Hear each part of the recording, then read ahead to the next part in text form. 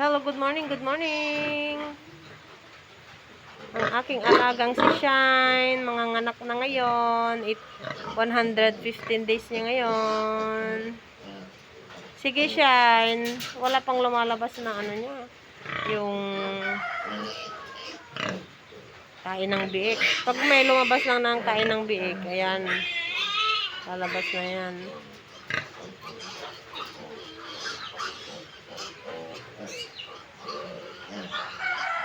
Kailangan tulungan ko siya. Dahil malaki. Malaki yung anak niyang una kasi first time ito eh. Itong si Marites. Diba Marites? Ang anak nito malalaki. Blessed ako sa mga inahin ko kasi mababait sila. Hindi sila matapang. Wala na yung mga matapang. Binenta ko na. Si Rose at saka si RC. Pero ito guys, mga babait sila. Lalo na si Lucky ko. Si Lucky ko pumayat na oh. Ayan, pumayat na si Lucky. 12 heads itong anak nito, kaya lang namatay yung 3 dahil nadadaganan niya. Sayang. 25 days. Sa Wednesday ko iwawala yung mga anak niya kasi 30 days niya.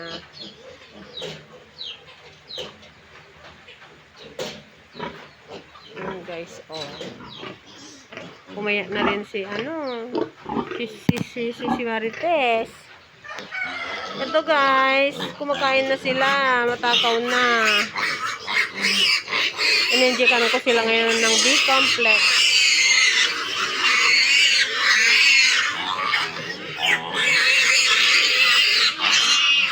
Yung tinitignan ko si Marites. Ay, ito si Shine pala, si Shine. Alam nyo guys, si Shine, parang si Rose. Kasi mahaba siya na malaki. Pero guys, yung dede niya na 3,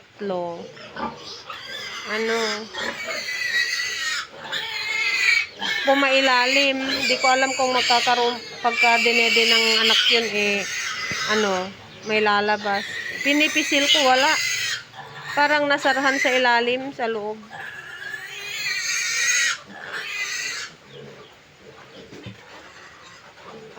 Parang ang dede lang niya na gumagana, 12. 15 ang dede nito eh. Ito rin, si Marites, 15 din yan.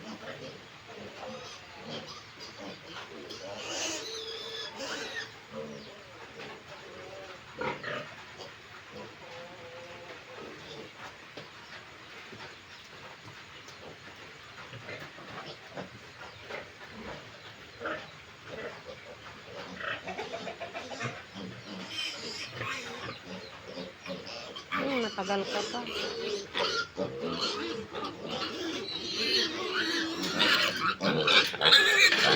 Mamaya na!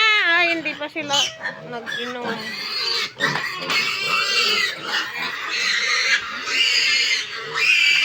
Nako. Umuulan guys ngayon dito. May bagyo. Ayan oh. Dito kami sa probinsya ng Pangasinan. Si Bagyong Krising. Pero wala pong signal dito sa Pangasinan. Kaya lang, walang pasok ngayon ng mga bata hanggang college. Yung college ko walang pasok, sa Dagupan nag-aaral. Saka yung dalawang anak ko, elementary at saka high school, wala din silang pasok. Kaya yan oh. Sa part ng Ilocos Norte, Cagayan, diyan nang may signal.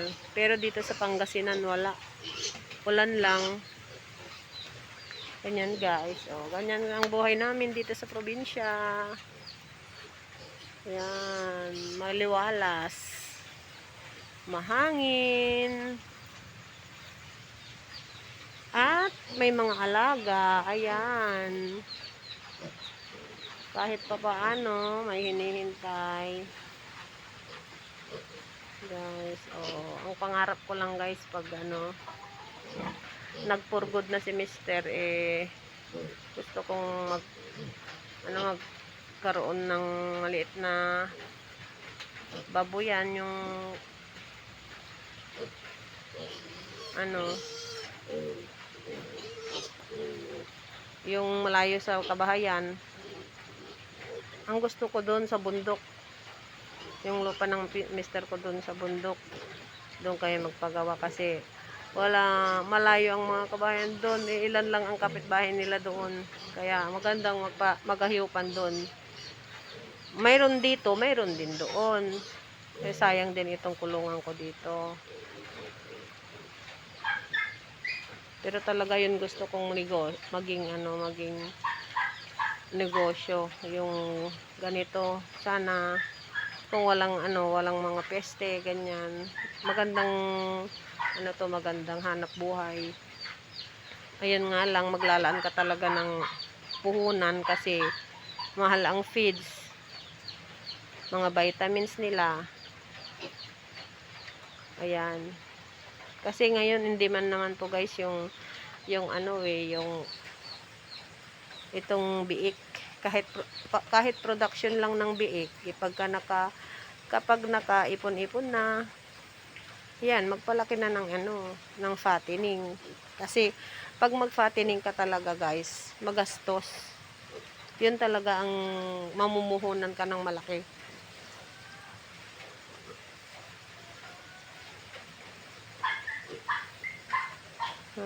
If talaga yun ang will ng Panginoon na ibibigay sa iyo, ay ibibigay sa akin na hanap buhay.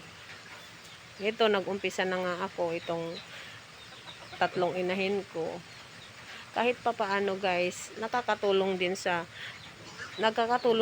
pamilya, sa mister ko, na kahit papaano mayroong hinihintay dito sa ganitong paraan na trabaho ko. Nakakatulong sa pamilya namin.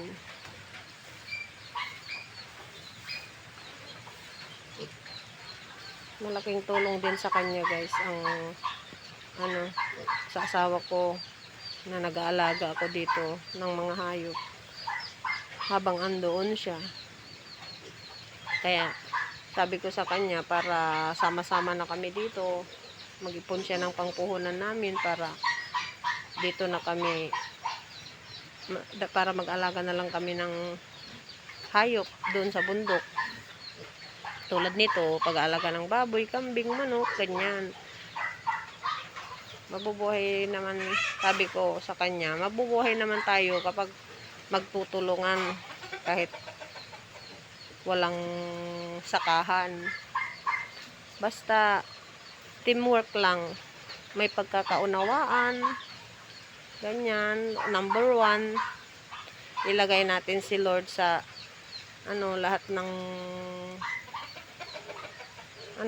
ng plano natin, kasali siya, sabi ko. Kaya sana pagpalain. Ayan guys, salamat. Happy farming. God bless.